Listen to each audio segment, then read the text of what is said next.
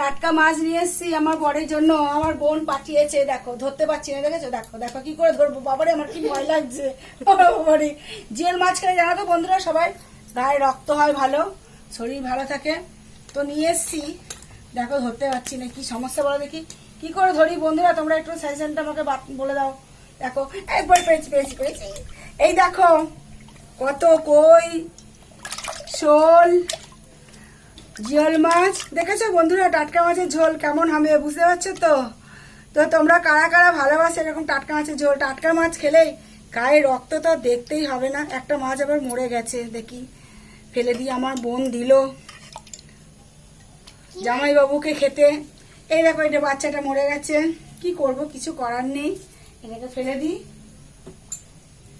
তো কালকে ঝোল রান্না করে তোমাদের আবার শেয়ার করব, তোমরা দেখবে ঝোলটা কেমন হয়েছে। ওকে, বাই বাই।